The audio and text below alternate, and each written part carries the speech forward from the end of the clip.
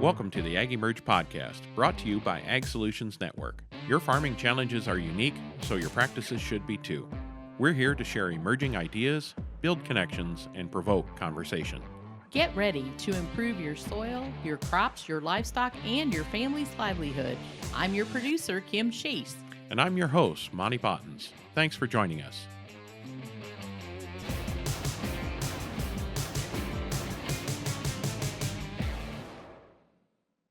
Thanks for joining us. Today, we welcome Steele, founder of Goats on the Go, a national network using goats and sheep to sustainably manage vegetation. Aaron shares his journey from a small acreage in Ames, Iowa, to building a thriving business that uses goats and sheep to control weeds and brush, offering an eco-friendly alternative to chemicals and machinery. From tackling invasive species to wildfire mitigation, Aaron's vision is transforming land stewardship. He and Monty have a great conversation, so let's jump right in. Well, welcome everyone to this episode of the AgEmerge podcast. Today I'm joined by Steele with Goats on the Go. Welcome, Aaron. How are you today? I'm well, thanks, Monty. Thanks for having me in. I really appreciate it. Well, Aaron, you're getting ready for the season, I know, but tell us a little bit of your story, your background, and what got you to the enterprise that you have today. Yeah, so I did not grow up on a farm. My wife did. I grew up in the same small town as my wife, but not on a farm. I was kind of a generation removed from the family farm. Didn't ever really picture myself landing there. Didn't even let it enter my mind because it seems so impossible. But in 2012, my wife and I just bought a little acreage outside of Ames, Iowa, just to kind of live a rural lifestyle and play farmer a little bit. And part of playing farmer, I guess, or I wouldn't even say we were playing farmer. We were just looking for some farm mascots, something to make the place feel a little more like a farm since we were living out in the country. And so we got a handful of goats to give our 3 young sons some chores to do during the summer. And the plan was to buy those goats in the spring and be rid of them before winter chores set in. And something happened along the way. We saw what those goats were capable of on our own land in terms of eating weeds and brush, and also kind of fell in love with them and started to study the market for meat goats at the time, and started, boy, if we kept these goats and started growing, how could that even happen? What could that look like? How could we, without really any land or resources to speak of, start growing a goat herd and taking a step into actual commercial agriculture? I started driving around our county and just keeping an eye out for what looked like goat food, and it turns out there's goat food everywhere in terms of weeds and brush that people don't want. And started researching the possibility of doing a goat grazing service for vegetation control for customers using goats. And lo and behold, an internet search turned up the fact that indeed some people were doing it in some places. The Midwest was not yet served by a goat grazing operation, but we decided to give it a try. I called up another hobby farm friend and said, "Hey, you want to do this with me?" And he said, "Well, does it work?" And I said, "Yeah, I think it works. It worked here. I work somewhere else." And he said, "I'm in." And so that was the start of Goats on the Go. We started serving customers just locally, and it turned out that, yes, indeed, there was a market for it, a very promising market for it. But the bigger surprise was that we were almost immediately getting phone calls and emails from other people all across the U.S., even beyond the U.S. in some cases, who were interested in starting their own, what we call targeted grazing business with goats. And they were looking for advice. And so we started Goats on the Go in 2012. And in 2016, we felt like we corrected enough mistakes and learned enough lessons that we could actually start giving some advice. And so we started an affiliate program, we call it. It looks a little bit from the outside like a franchise. We're not technically a franchise, but our affiliate program helps people from all across the U.S. Start and operate their own targeted grazing business with the support of our brand and our training and ongoing help and community. So that's how we got to where we are now.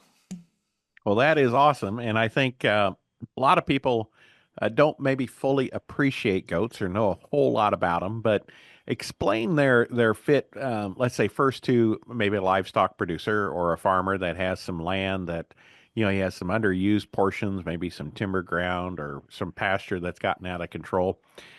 Talk to them a little bit about what their fit is, because a cattle farmer don't normally think of goats, right? Or even sheep farmers. Talk to them about what their fit is and how that works together, synergy there. You bet. So after over a decade of owning goats, and I started raising hair sheep a few years ago, I've come to the conclusion that you should have the number of goats that your land needs and the number of sheep that your land can support. Yeah, I don't want one extra goat beyond what my land needs, but within that spectrum, that narrow, constrained area where your land can benefit from goats, they are the perfect tool for eating weeds and brush, stuff that your other livestock won't even touch. And the great part about using goats for that purpose is that not only are you offsetting the use of chemicals and the time it would take to apply them, and perhaps less machinery time and burning and that sort of thing, you are also implementing a tool that actually appreciates in value. What else can you say that about? You could go buy a skid steer and put a forestry mulcher on that and start cleaning up the wooded areas of your pasture and eliminating brush so that other vegetation can grow. But in the end, would you have an asset that actually appreciated in value over that time, in addition to the benefit it was delivering your land? And made And that's more really assets. and made more assets. Exactly. Right. So you've grown those goats. You've hopefully reproduced some goats. And the market for goat meat is strong. So there's just kind of these cascading positive effects of having goats and implementing them into your farm. But I would guess that farmers are not your customers with goats on the go. They sure could be, right? But you've got people that own land, and maybe a lot are absentee landlords that maybe have some hunting ground, or maybe the house on a wooded lot that they just don't want to venture into the poison ivy. You know, these goats are crazy. They eat poison ivy, right? They eat multifloral rose. They eat the thorniest, nastiest stuff out there. Honeysuckle. They eat. Oh shoot, the locust, the honey locust with the thorns. I You mean, bet. they're crazy. Talk about what your customers are using them for, and kind of who your customer is. One of the biggest early mistakes that we made, just being an Iowa company and growing up in rural Iowa, we thought we would serve farmers. We thought we'd be doing a lot of pasture cleanup work, And even in some states, the NRCS's EQIP program will actually help cost share biological control of weeds and brush, they call it, which is a fancy way of saying goat grazing for vegetation control. And so we thought, oh man, we are going to serve farmers like crazy.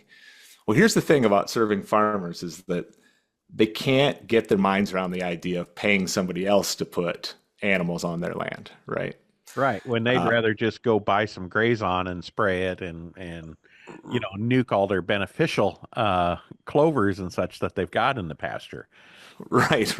Uh, They're just, even if that turned out to be more expensive to do it in conventional ways and less effective, they still just can't pay somebody to eat on their land, right? They'll get the livestock and do it themselves is generally the attitude. And so we did not have a lot of luck with agricultural customers, and you're right. We were quickly driven to the suburbs and found a lot of opportunity in not just suburban backyards, but suburban and urban parks, trail systems, State Department of Conservation lands, that sort of thing. So our customers are usually trying to eliminate a nuisance like poison ivy or just generally too much vegetation, or they are trying to fight invasive plant species and establish and enhance native landscapes.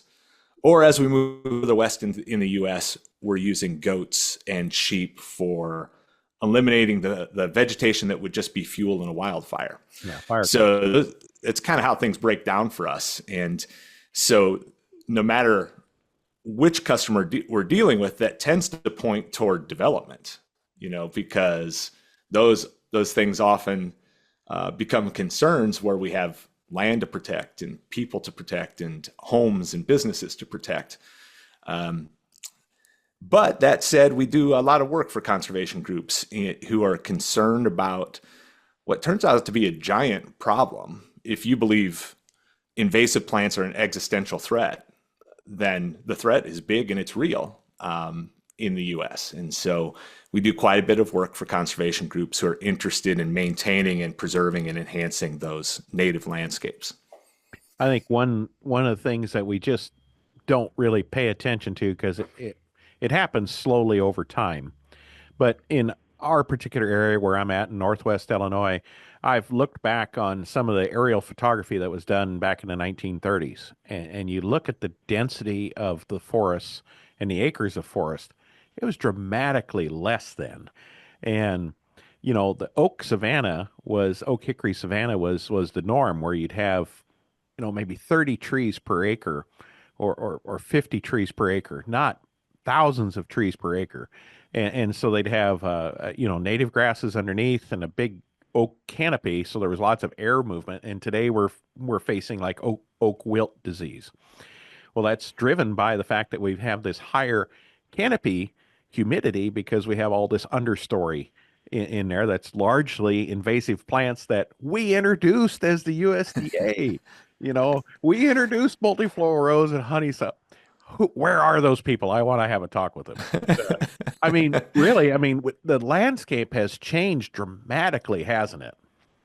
Yeah, it absolutely has. And you're right. If you went down the list of plants that I and Goats on the Go's affiliates across the US are called to deal with, like the top 10 have all been brought to the US intentionally, oftentimes by conservation groups or agriculture groups, or either for a higher quality forage or living fences in the case of multiflora rose, right? Honeysuckle just kind of escaped the bounds of ornamentals, and all of these were brought with good intentions, and now they're paying us to get rid of them. Kudzu is a great example in the southeastern U.S. where that stuff is just taking over, and it was brought as a potential forage for livestock in the U.S. So, yeah, the landscape has changed a lot, and oftentimes, what we're hired to do for conservation groups is maintain outposts of native vegetation, what it looked like back then, with that oak savanna. And, you could actually graze cattle on the grass through an oak savanna because there was actually grass there, not just bare soil and non-native brush. Right. No, it's fascinating. And then here's something else that I learned about goats that's interesting, that maybe not everybody knows, but you would think they're going around, they're eating all these weed seeds and all these things. You would think that, wow, they're just biological seeders. They're putting out pelletized seed with manure in them. Talk a little bit about the digestive tract of goats and what it's unique on them as far as the seeds that survive their digestive tract versus cattle or even sheep. Mm-hmm. Yeah, I've heard of sheep producers that actually have fed the seed they wanted to renovate their pastures with to their sheep, and then turn the sheep out, to establish that seed. So it would be logical to think that we would be doing more harm than good when we graze goats, especially when we're grazing plants that are in seed. But actually, there's something about goat systems, whether it's the way they grind their teeth on the upper palate of their mouths, or the way their rumen works, or the compounds that are in their rumen and in their digestive system, that results in a really low viability of most seeds when they pass through the system of a goat. And, that varies according to the seed species, but there's been some research done in Minnesota on buckthorn seed, for example, and it was really positive results that came at a very low number of seeds are actually viable after coming through the back end of a goat. So it's just one more of those really unique traits that we can use to our advantage when we try to maximize the benefit that we get from goats. Yeah, and I think kochia seed, same thing as you move west. It very low viability coming through the rumen or through the digestive system of a goat. Okay, some other fun goat facts. I want to get into the business here eventually and opportunities for people, but some other fun goat facts that people may not know. Talk about the meat, the quality of the meat, the fat composition, cholesterol. Activity of goat meat and what is happening there as a health trend.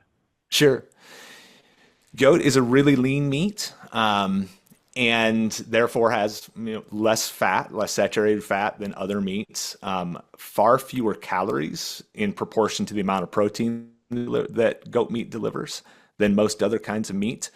And it is hugely in demand, largely from people of other cultures who've come to the United States, and not just initial immigrants, but now children and grandchildren of immigrants carrying on traditions where goat meat is important to their culture and to the traditions they follow, and to some religious directives as well. So it is in huge demand because of the changing demographics of the United States.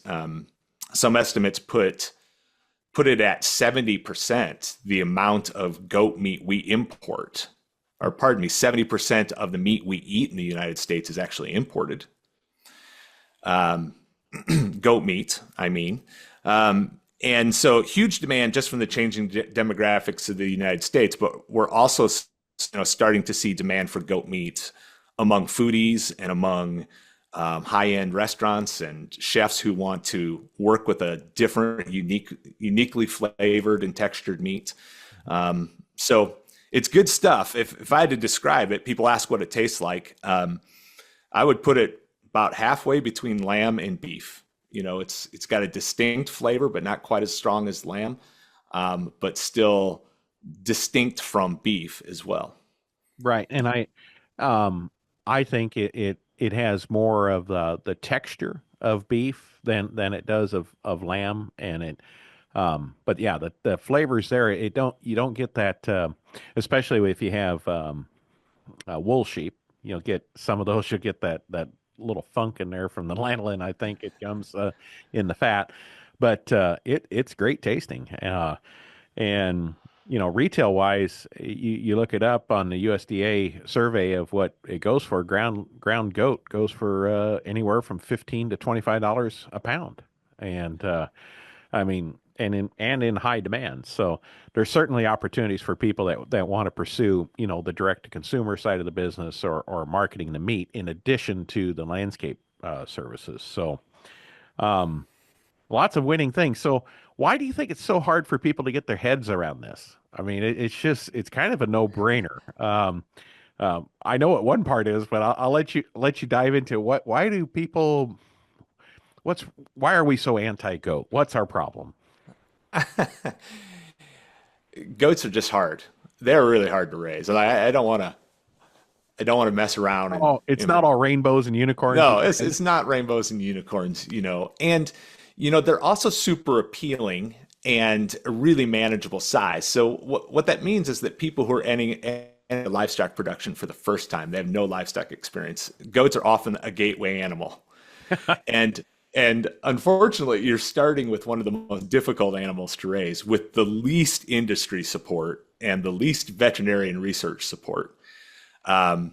So goats are a challenge in that regard, but they're also just innately challenging.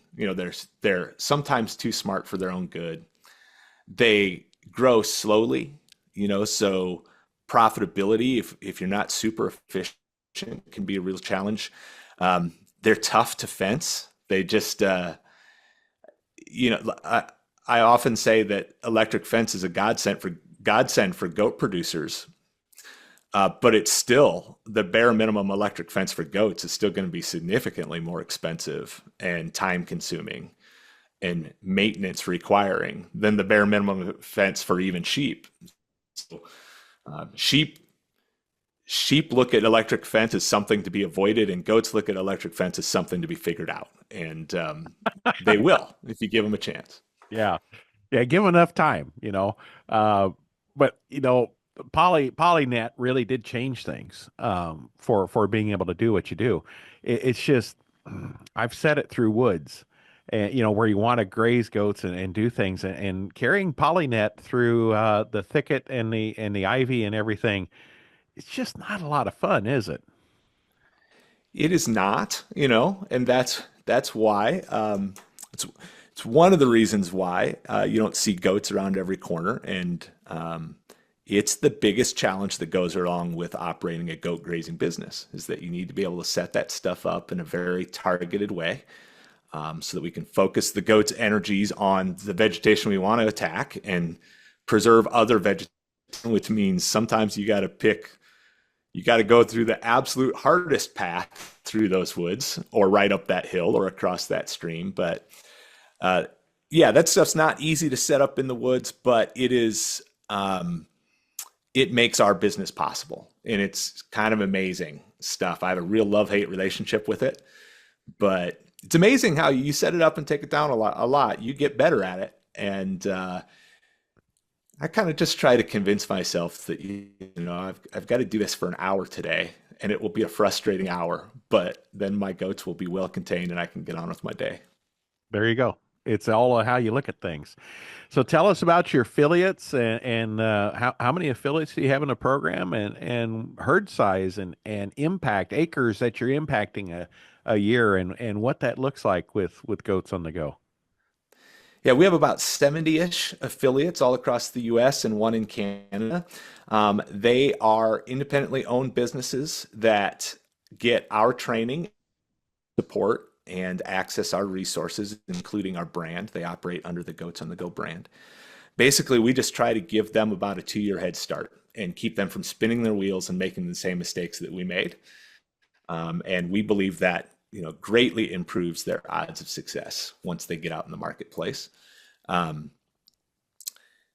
They vary in size from just the small 15 to 20 goat herd that serves little suburban backyards, all the way up to operators that can do hundreds of acres over the course of a grazing season, easily hundreds of acres with hundreds of goats, and take on really large projects. So scale is not necessarily anything that defines our affiliates, but generally, I would say that the majority of our affiliates are small farms or even hobby farms that are looking to add a little extra revenue, make their goats pay for themselves, kind of just squeeze that last little bit of profit out of them, because goats are so challenging to raise that you need a lot of reward out of this in order to keep raising goats. So yeah, as far as total acres, that's hard to put a number on, but even our small operators, they're probably grazing 20, 30, 40 acres for that many different customers over the course of a grazing season. And out in, California and the Western US, there's just a real sense of urgency for how do we deal with this wildfire problem? How do we ensure that our insurance company will continue to cover our home? And goats are a fantastic solution.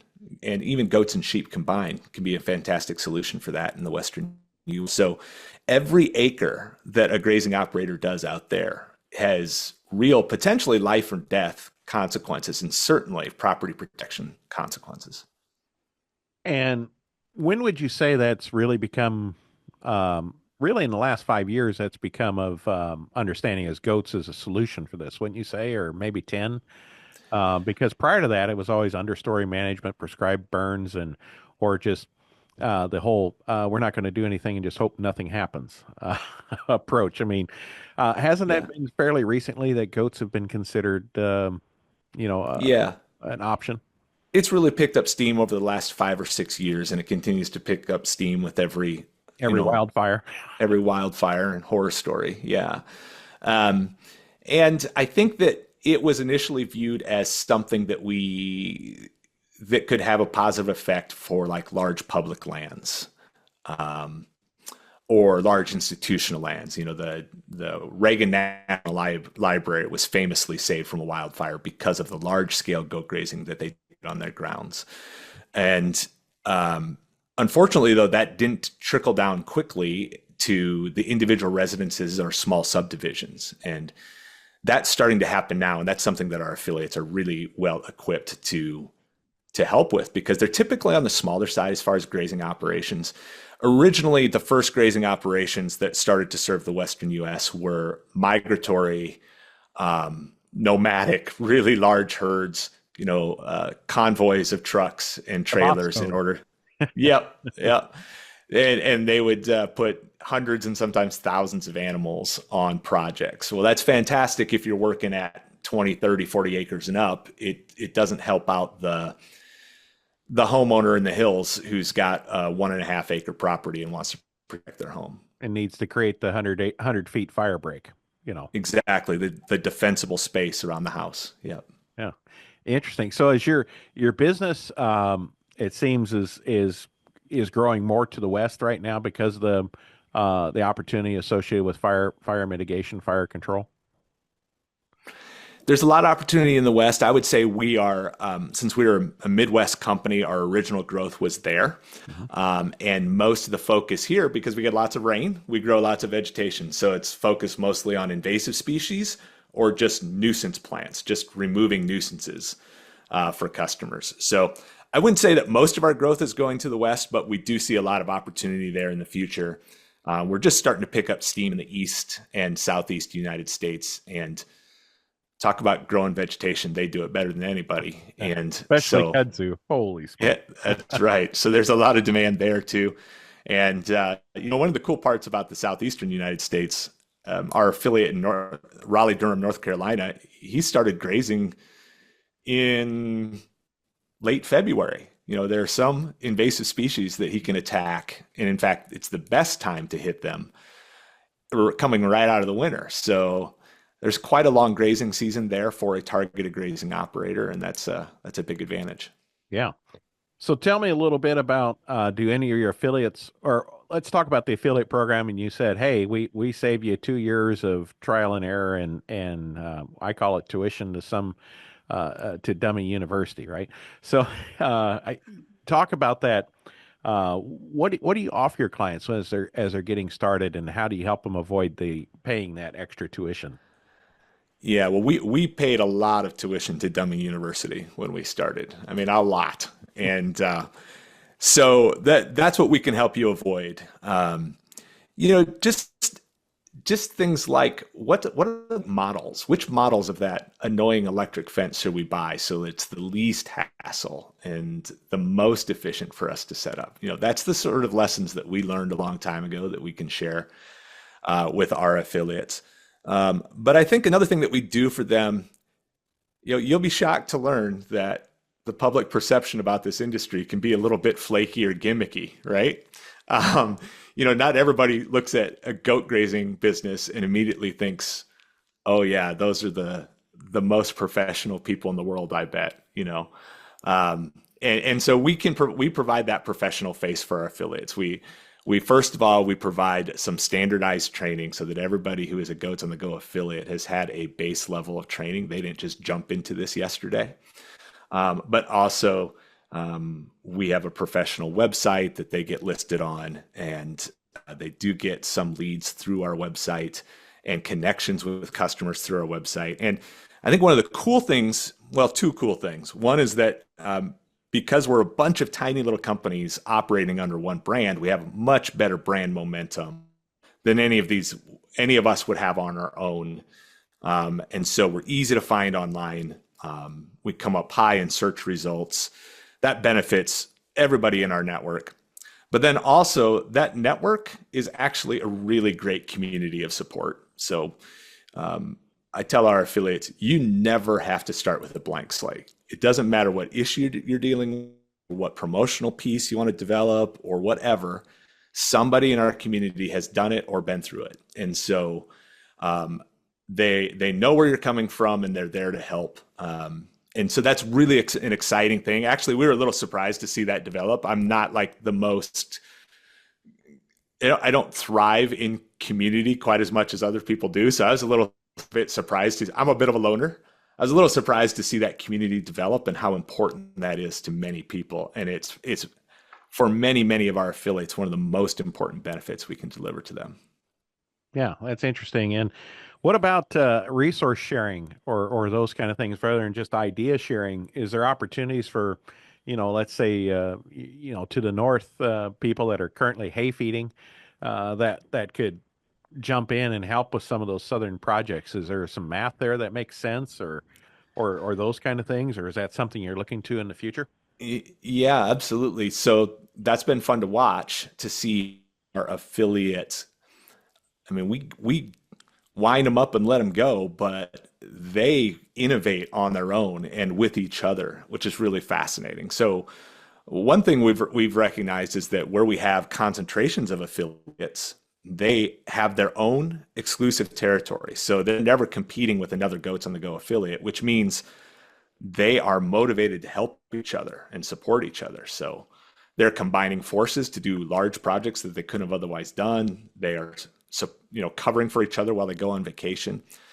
But also we're seeing, like, when you're doing your targeted grazing operation in the north for 5.5 months out of the year, and you've got to feed your goats the rest of the time, that's hard to make that pencil out. Even if you're using your goats both for targeted grazing and as a meat goat herd, or you have some other source of revenue from your goats, it's hard to pencil out. So we're seeing more and more affiliates actually lease goats from others. So some of our more southern affiliates are producing large herds of goats and leasing them out to other affiliates where it's harder to make that pencil out throughout the season. So those types of innovations do pop up among this community, which has been really neat to see.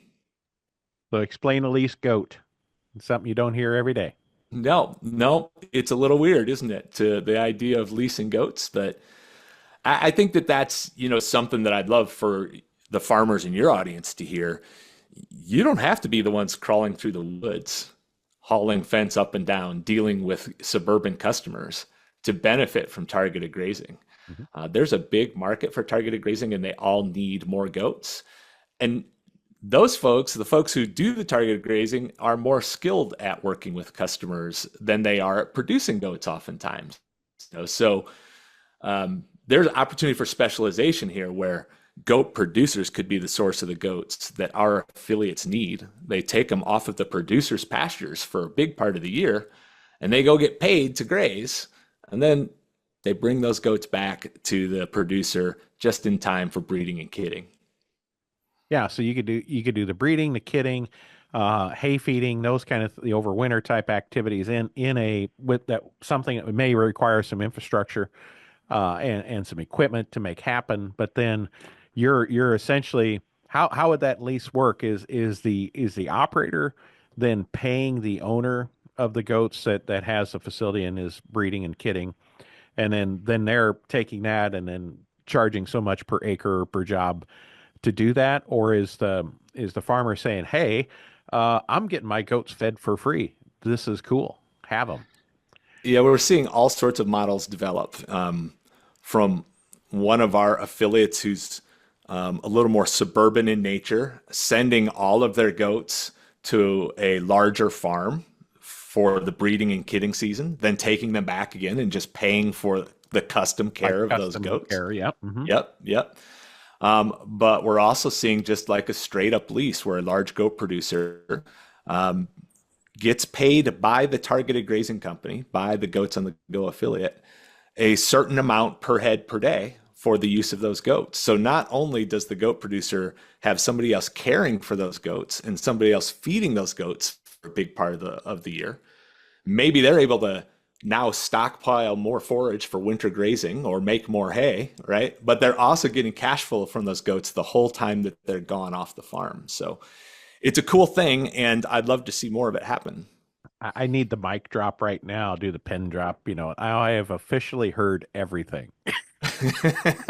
Oh, for ingenuity, farming, and grazing, there is no limits, isn't there? That is a fantastic opportunity, and what a win-win for both of those people involved. Uh, because the person that's doing that custom grazing on high value, maybe household properties or high value contracts, walk us through what some of that looks like. I think people would be kind of surprised to hear what they can earn as an affiliate. Sure. So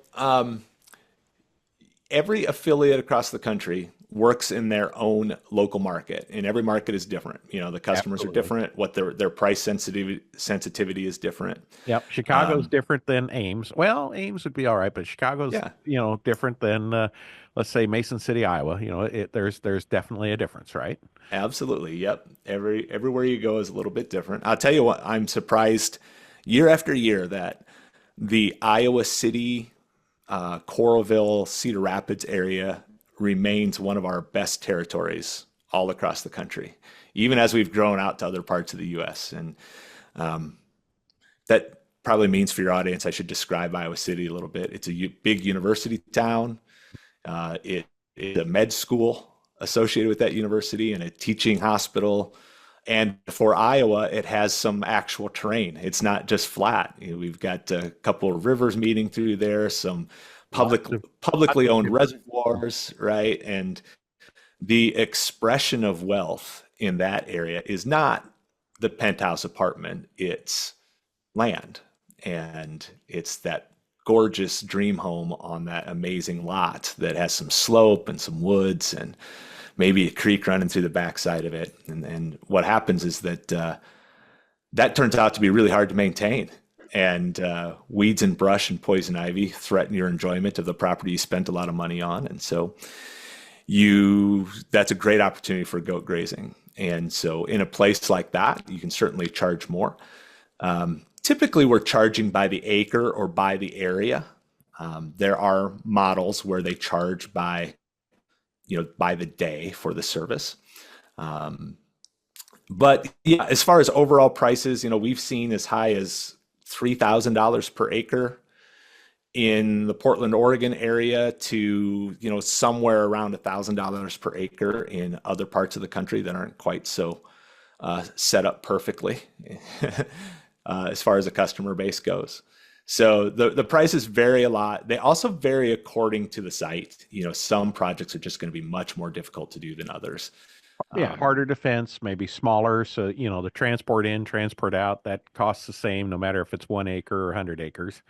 If it's a mountain versus, gentle Right. slopes. I mean, just getting water and getting to the animals across the property. I mean, there's a ton of variables, but still that's even on the low end of your range, that just seems like an amazing opportunity. Yeah, I think what our affiliates find is that they can probably make a profit at $1,000 an acre or less than that even on paper, but they don't really feel rewarded by the business until they're charging substantially more than that. And those are for relatively small projects. If we're doing a project for the Army Corps of Engineers that's 30 acres in size, well, obviously the price per acre is going to be quite a bit smaller in proportion to what the market can support for more of those suburban customers. So the AgEmerge podcast is brought to you by Ag Solutions Network. The ASN team is hands-on, digging in and invested in regenerative agriculture. Along with the proper plant nutrition and biologicals to boost your soil microbiome, we provide the ideas and implementation guidance to support you on your soil health journey. So stop farming the same way and contact Ag Solutions Network today at asn.farm. So what do you think at this moment in time as you look at your business and your affiliates and the whole ecosystem associated with what you're doing? What's holding you back? What are some of the limitations that you're looking at to overcoming? Oh, great question. So we're growing pretty quickly. The goats themselves, I think people are surprised to hear that all of these challenges deal with customers, and you've got to deal with this fencing up and down hills and through the woods, and it's 95 degrees, and you got to learn something about transportation logistics and being efficient and moving from project to project. It just seemed like so many challenges that I think people are surprised to learn that honestly the hardest part is the goats themselves, like having adequate numbers of hardy, healthy goats to go from project to project and maintaining them through the winter. That's one of the biggest challenges for our affiliates. And so, honestly, the number of goats in the U.S. is a challenge for our business. I can find a real more. lack of them, right? And Yeah, the right yeah, type of goats too. exactly right. You Yep. might talk about what that type is. Yeah, not every goat is suitable for a targeted grazing operation, but we really like meat goat types. They're just a little more durable generally. Um, I don't want to make any Boer goat producers angry out there, but we kind of steer away from 100% purebred Boer goats because they've been bred for the show ring for so long that they tend not to do so. Yeah. Yeah, yeah. But any goat that was raised in a pasture-based environment where they had to go select their foods from a variety of choices and work for it themselves, goats have that instinct to eat this woody, brushy, broadleaf type of stuff. So we don't have to be too selective, but generally we do see our affiliates over time gravitating more toward the meat goat types, Kiko, Spanish, even some myotonic and crosses among them. So there's some Boer in everybody's herd, just because Boers are so popular. So we're not uptight about breed, but you do start to see what can handle the work and what type can't over time. But yeah, there's just not enough goats in the right places at the right time.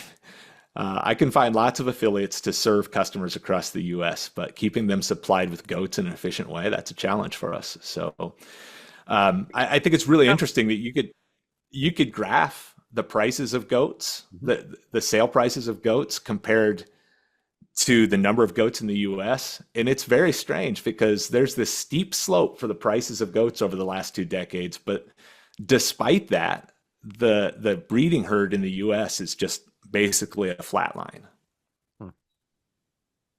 Fascinating. Why is that? Why do you think? Just people don't want more to deal with? Or there's just not new producers coming in? There are actually new producers coming in all the time, but there's new producers becoming slightly older producers very quickly and leaving the market, And I think that that's just the challenges of raising goats profitably. You look at those prices that you can get at the sale barn and you think this is going to be a breeze until you realize why those prices are so high. There's lots of challenges to raising goats, but there's tons of benefits the goats have to offer too. And that's kind of what I try to promote is that goats can be profitable, but you can't just grab your one little niche of goat producing and dwell on it entirely and expect that to be profitable. You really got to open your mind about maximizing the benefits you can get from goats in order to be profitable for the long term. So with that in mind, what steps are you taking to try to essentially one of your limiting factors for getting affiliates and for your affiliates getting acres is access to, genetics or animals. Are you working with people to try to increase those herd size or specifically, looking for feeder farms to come along in order to essentially, if that's a limiting factor, to grow your business? Yeah. So, this conversation right here is one way that I can do that. I can reach producers, I hope, and encourage them to think about goats differently and think about how they can focus on the production of goats and kind of feed goat grazing operators across the U.S.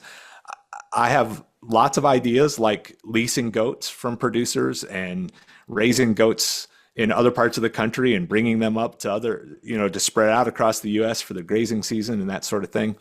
And those are things I'd love to talk to people about. I recently wrote a book called Goats for Good that dives into that a little bit. So yeah, I'm just trying to encourage people, first of all, by saying, are you really frustrated with your goats? Are they dying on you? Are you having trouble making money? Yeah, that's okay. That's what everybody goes through, and and just kind of encouraging them that way, that you're not alone. That's pretty typical for raising goats, and you kind of have to go through that. But here's some ways that we can get better at it. And here are some things that we need to consider in terms of genetic improvement for our herds that will make this a more profitable industry going forward. Fascinating. So you can officially say you wrote the book on it. Not the book, let's say a book. Where can people get the book if they're interested in learning more? Sure. So it's actually an audio book in the form of a podcast. So if you're listening to this, you may be able to use the exact same app you're listening to this to download Goats for Good. It's a one-time subscription. You pay and you can keep it forever, just like any audiobook, but really easy to do. goatsforgood.com goatsforgood.com, and download that book there. And we talk a bit about the targeted grazing industry and running a targeted grazing operation, but also all sorts of different enterprises that you can stack together and manage together to squeeze the maximum benefit out of a goat so that you can be profitable and be in the business for the long haul. There's probably a lot of older infrastructure on farms that could be, let's say they're not large enough for cattle sheds today, but they were in the 70s. That could be pretty easily repurposed for a goat enterprise, couldn't they? Absolutely. A few years ago, we had outgrown our little place, and we were looking for places to stash goats during the hay feeding season. We try to be on pasture as long as we can and crop residue and that sort of thing. But there comes a time in Iowa when goats just need to be pulled into a place where they have some shelter. And we had some luck just driving around the countryside close to where we lived and just finding underutilized livestock facilities because, the scale of agriculture in the Midwest had outgrown them because the little acreage was housing a farmer, but just somebody who wanted to live in the country. And so those facilities were going unused. They ended up being fantastic for goats and just the right scale. And then you had the homeowner living there deciding to borrow some of your goats to use them for goat yoga or something. That'd be the only challenge, right? It is. Yep. We have found some interesting foods having been to be fed to the goats at those places, table scraps and that sort of thing. So, yeah. Hopefully okay for them, at least. So far, so good. There you go. So what else do you see on the horizon coming up in order to make this more of the norm? It's going to be a matter of trying to get, the quoting process has to be a little bit challenging, right? That's going to be a process that is hard to do remotely without visiting the site. Is there ways that can be improved? Yeah, education and experience of more affiliates, more targeted grazing operators, which is what we try to do in our affiliate network, is just streamline that as much as possible. Some standardization of pricing where possible would certainly help. And convincing customers that when they pick up the phone and call or drop an email, they're going to get a response, and they're going to get a response from somebody who knows what they're talking about and approaches this professionally. I try to not get too stodgy about it, because I wouldn't be a very good business person if I didn't recognize that the fun of having goats on your property is at least part of the appeal for almost all of our customers. I think we offer a really practical solution, oftentimes the only good solution to a lot of customers for their vegetation problem. But if I ignored that fact, that people just think it's a lot of fun to have goats at their property, I would not be very bright. So there is that component, and we talk about giving our customers a vegetation solution they can get excited about. Nobody wakes up in the morning excited to deal with their vegetation problem today. Nobody wakes up and says, "Oh, I can't wait to write that check for dealing with my vegetation." Or until they find out this is an option. What's or that? doing it themselves. Oh, I'm looking forward to going out and weed eating the poison ivy and getting it all over me, or spraying the herbicide and getting that all over me, or running the chainsaw or whatever. I mean, there's a reason why it got the way it is because we ignored it. But there is that because goats are very sociable, and curious. There definitely is a social media play on this as far as, hey, you're paying, but gosh, look at this, you're getting entertained at the same time. Not Absolutely. the whole Yep. herd, but I mean, there's always, it's kind of interesting to watch their antics, and that has to certainly be of interest to your customers. It absolutely is. It gives them a reason to deal with that vegetation problem, something they can get excited about. And at the same time, um, even though it's a lot of fun, it's not just a goof, and they can know that when they contact a goats on the go operator that um, time, but they're also going to get a solution that makes sense. Yeah. So 5 years from now, when we're visiting again, what does it look like? How many affiliates? How many acres are we making an impact on, or what are your metrics that you gauge yourself by, and what will they look like in 5 years? Sure. Well, like I said, we're around 70 affiliates right now. And I think that there is a market for this anywhere there is some population and growth. And the really serious rural areas are tough places. Um, Sometimes even in a rural place, we have an area where people are attracted to for lake homes, summer getaways, recreational properties, that sort of thing. That can be a good market. But when you look across the United States, I think that there's room for 500 goats on the go grazing operators in the U.S. or more. That's not to mention the ones that already exist and the others that are going to pop up without joining goats on the go. So there's a lot of room for growth out there. I think the demand for it is just like we're just seeing the tip of the iceberg because people are just learning about it every day. I feel like I work in it every day. I've done lots of newspaper interviews and television interviews. I'm like, how can you have not heard of this by now? And yet, that's because I work in it every day. But there's a lot of customers just kind of getting up to speed with it. And so I think that the opportunity is huge. So we met, bumped into each other at Practical Farmers of Iowa, and we are talking about our use of virtual fencing on our farm with cattle, but realizing that the founder of No Fence actually started with it on goats. And I always joke that, hey, if a virtual fence can keep a goat in, normally a fence that holds air or water is what's required.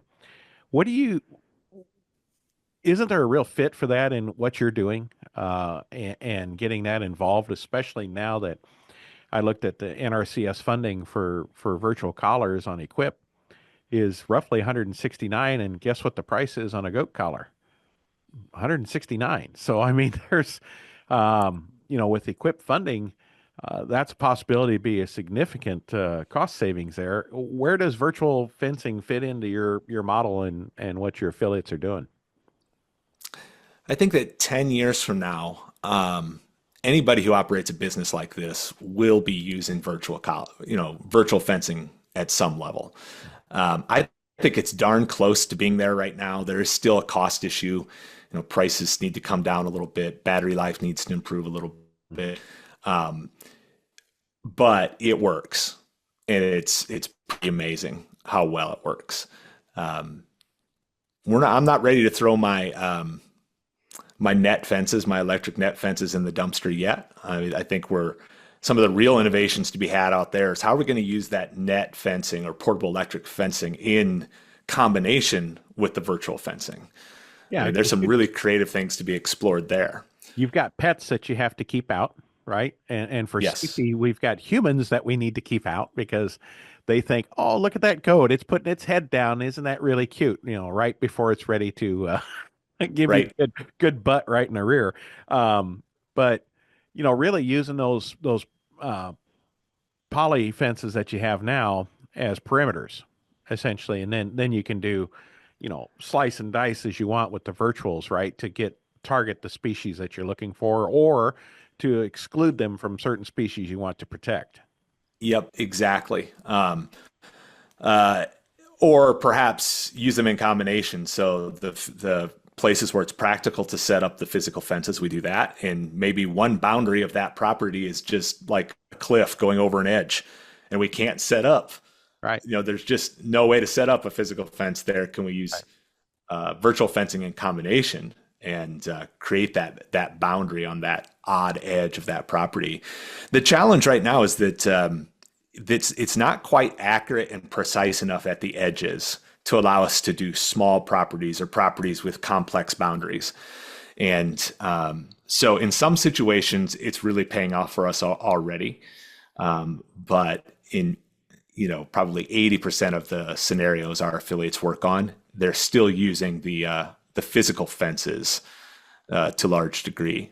I'll tell you what, though, if I was a cattle producer, a pasture-based cattle producer, and I had some timbered or scrubby pasture, the first thing I would do is go buy 40, 50 goats and 40 or 50 virtual fence collars.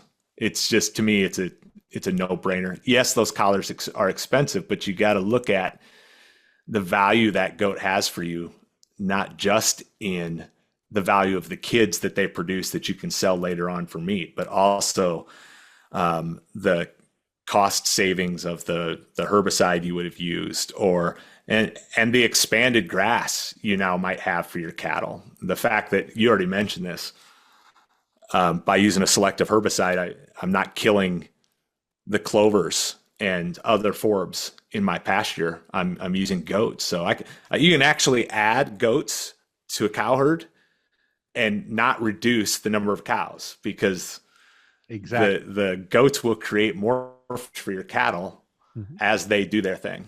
And they eat a completely different diet. So I think, it's a great thing I'm glad you brought that up. It's a great thing for people to hear. The virtual takes the management down, and because they're in large acres, they're not constantly testing the boundaries, so their batteries last longer, and they're not always in the shade, so their batteries last longer. There's going to be less management there, but you certainly have an outlet for the kids, right?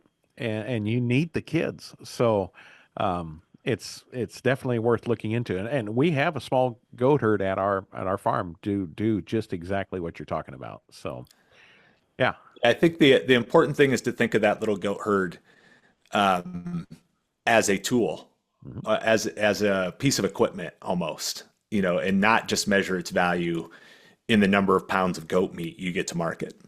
Yeah, we have goats to have more cattle, because they're clearing the understory and we keep pushing the grass up under the trees. We're gaining 20, 30 feet per year as the grass returns into that lower story canopy, because we can get light to it now, and then less erosion and those kind of things. So goats are great for a lot of things. So what else should we visit about today, Aaron, while we had our time together? Well, thanks for asking, and thanks for giving me the opportunity to plug that book. I think that Goats for Good will help a lot of people.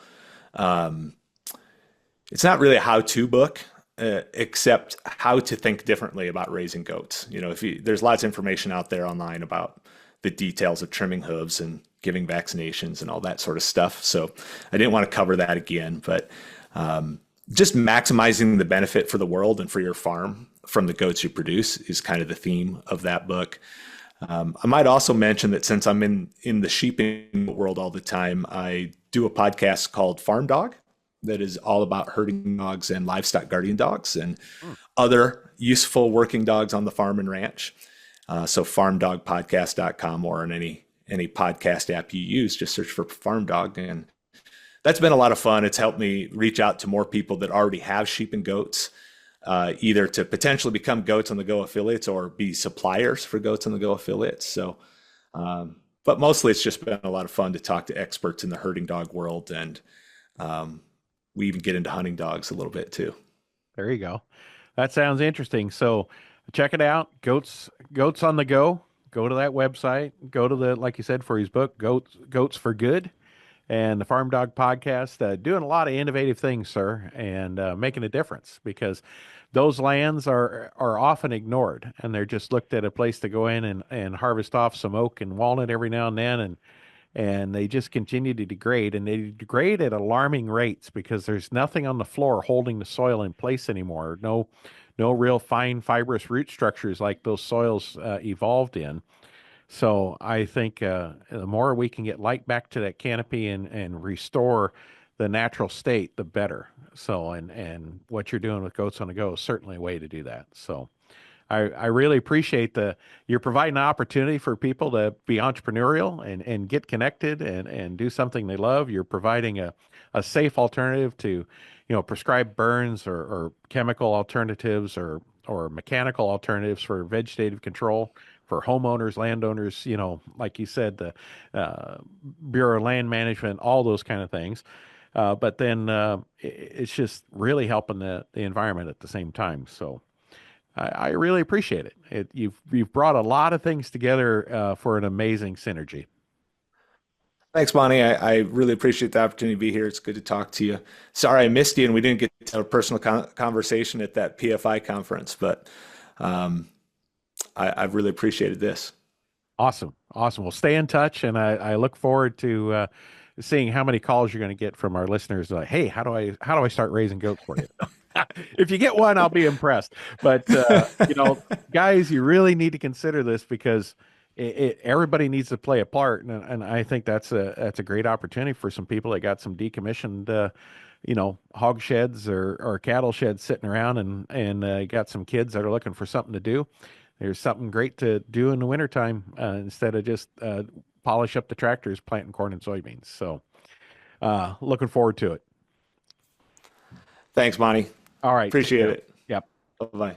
A big thank you to Aaron for sharing his insights and the incredible potential of adding goats and sheep to your toolbox of sustainable agriculture systems. You can find links to his website and book in the show notes. And if you'd like to learn what we're doing to help growers add tools to the soil health and plant nutrition toolbox, check out our website at asn.farm. And there you can click on links to follow us on Facebook, X, Instagram, LinkedIn, and YouTube. There's a lot of great things happening and always something to learn. Thanks for listening.